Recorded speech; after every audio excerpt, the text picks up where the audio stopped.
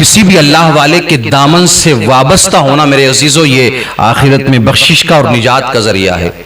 یعنی ہمیں اپنی زندگی میں کوئی نہ کوئی ایسا تلاش کرنا چاہیے کہ جو نیک ہو، نمازی ہو، پرہیزگار ہو، متقی ہو، اللہ کا نیک بندہ ہو، اور ہر وقت دن و رات اس کے عبادت میں گزرتے ہوں، ہر وقت وہ اللہ کی عبادت کرتا ہو، رب کا ذکر کرتا ہو، اللہ کی حمد بیان کرتا ہو. اگر کوئی ایسا شخص ملے آپ کو، کوئی ایسا نیک انسان ملے، کوئی ایسا نیک اللہ والا ملے میرے عزیزو، تو اس سے دعائیں کروائیں اور اس کے دامن سے وابستہ ہو جائیں، اس کے ہاتھ میں اپنا ہاتھ دے دیں. اور ایسے لوگ آج بہت کم پائے جاتے ہیں. وہ کہتے ہیں نا کہ ہمارے پیر صاحب تو وہ ہیں، ہمارے پیر صاحب یہ ہیں. اور آج پیر کی جو ڈیفینیشن ہے وہ کیا ہے لوگوں کی نظر میں؟ کہ جس کے بڑے بڑے بال ہیں وہ اللہ والا ہے. وہ پیر ہے کہ جس کے ہاتھوں کی 10 انگلیوں میں انگوٹھیاں ہیں اور کئی انگوٹھی ایک ایک انگلی میں پہنے ہوئے ہیں، وہ اللہ والا ہے. وہ پیر ہے جس کے گلے کے اندر موٹے موٹے موتیوں کی مالا پڑی ہوئی ہے، وہ اللہ والا ہے. وہ پیر ہے جس نے بڑے بڑے نیلے پیلے کالے اور لباس پہن رکھے ہیں، جو ادھننگا گھوم رہا ہے، جس کو یہ تمیز نہیں ہے کہ اس کو ستر ڈھکنا ہے یا نہیں ڈھکنا ہے، جس کو یہی پتہ نہیں ہے کہ ستر کس کو کہا جاتا ہے. تو آج جو پیر کی ڈیفینیشن ہے وہ یہ ہے. ہمیں ایسے لوگوں کو دیکھ کر لگتا ہے کہ یہ اللہ والے، کچھ لوگ یہ سمجھتے ہیں کہ ہاں یہ اللہ والے ہیں، کہ جو ایک ہی بار میں 5 سگریٹ لگا کر کے دھواں نکال رہا ہے اس کے اندر. اب اس کے ارد گرد لوگ بیٹھے ہوئے کہ دیکھو کتنے پائے کے بزرگ ہیں کہ ایک ہی بار میں 5 سگریٹ پی رہیں گے، جو چرس گانجا پھونک رہے ہیں مزارات اولیاء کے قریب بیٹھ کر کے. تو لوگ سمجھتے ہیں کہ یہ اللہ والے، ان سے جڑ جاؤ، ان کے دامن سے وابستہ ہو جاؤ، یہ جنت میں لے کر کے جائیں گے. یہ جنت میں نہیں بلکہ یہ خود بھی جہنمی ہے اور تمہیں بھی جہنم میں لے کر کے جائیں گے. اپنا ہاتھ کیسے کے ہاتھ میں دینا ہے، کیسے شخص کے دامن سے وابستہ ہونا ہے میرے عزیزو، یہ ہمیں پوچھنا پڑے گا علماء سے، یہ جانکاری لینا پڑے گی. اس کے بعد میں کہیں جا کر کے ہمیں اللہ والوں کی پہچان ہوگی اور اللہ والوں کے ہاتھ میں اپنا ہاتھ دیں گے.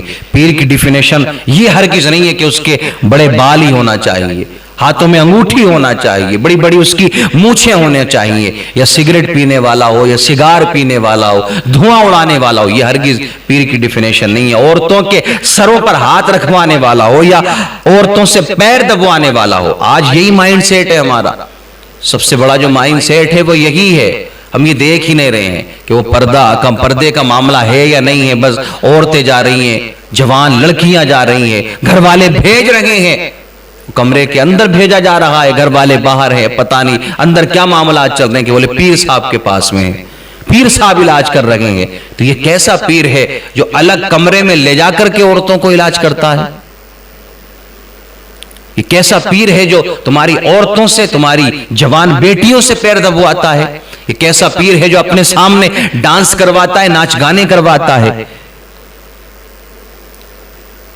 یہ کیسا پیر ہے کہ جس کی سرپرستی میں ناچ گانے ہوا کرتے ہیں؟ یہ اللہ والے کہلائیں گے میرے عزیزو؟ یہ ہرگز اللہ والے نہیں ہیں، یہ شیطان والے ہیں.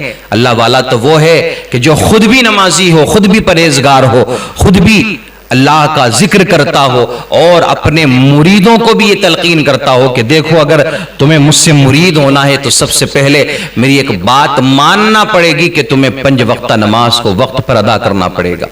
یہ ایک سچے اللہ والے کی پہچان ہوتی ہے.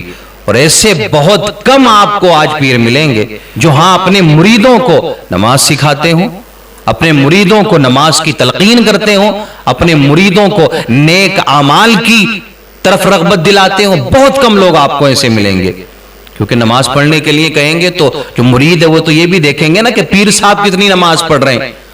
اب پیر کا حال تو یہ ہے کہ ہم تو کعبے میں پڑھ کے آ جاتے ہیں، مکے میں پڑھ کے آ جاتے ہیں، جھوٹ بول کر کے بیوقوف بنا دیا جاتا ہے. ایسے لوگ سینکڑوں اور ہزاروں نہیں بلکہ لاکھوں کی تعداد میں مارکیٹ میں گھوم رہے ہیں اور کروڑوں لوگوں کو انہوں نے بیوقوف بنا رکھا ہے. شریعت نے کیا حکم دیا ہے کہ پیر کیسا ہونا چاہیے؟ ذرا اس کی ڈیفینیشن تو دیکھو، اس کی تعریف تو دیکھو کہ ہمیں ہاتھ اپنا کس کے ہاتھ میں دینا ہے. ہم جس کے ہاتھ میں اپنا ہاتھ دیں گے کیا یہ محفوظ ہے یا نہیں ہے؟ کہیں ایسا تو نہیں ہے کہ بے نمازی ہے، چرسیا ہے، گانجا پینے والا ہے، نشہ کرنے والا ہے. اور یاد رکھنا جو نماز نہیں پڑھتا ہے وہ کہیں سے کہیں تک پیر نہیں ہو سکتا. جسے دین کی سمجھ نہ ہو، اور آج تو یہ سوشل میڈیا کا دور ہے، آئے دن آپ کے سامنے کلپ آتے ہوں گے کہ جو مزارات اولیاء پر رہنے والے لوگ ہیں ان سے جا کر کے پوچھا جاتا ہے کہ نماز سنا دو، یا وضو میں کتنے فرائض ہیں وہ بتا دو، غسل کے فرائض بتا دو، نماز کتنے ٹائم کی پڑھی جاتی ہے وہ بتا دو. تو وہ بس ادھر ادھر کی باتیں کر کے چلے جاتے ہیں، بس یہ ہمارے لیے تو یہ اللہ والے کافی ہیں، ہمیں کیا نماز سے مطلب ہے. یہی ہماری نماز ہے کہ ہم ان کی خدمت کر رہے ہیں، معاذ اللہ رب العالمین. یہی ہماری نماز ہے کہ ہم ان کے دربار میں رہتے ہیں اور یہاں کی خدمت کرتے ہیں، معاذ اللہ رب العالمین. ان کو سورہ فاتحہ تک یاد نہیں، سورہ اخلاص تک ان کو یاد نہیں ہے، نماز کا ان کو پتہ نہیں ہے، غسل کے فرائض، وضو کے فرائض ان کو پتہ نہیں ہے، پاکی ناپاکی کا ان کو معلوم نہیں ہے. تو کیا یہ پیر بن سکتے ہیں؟ ایسے لوگ پیر بننے کے لائق ہیں؟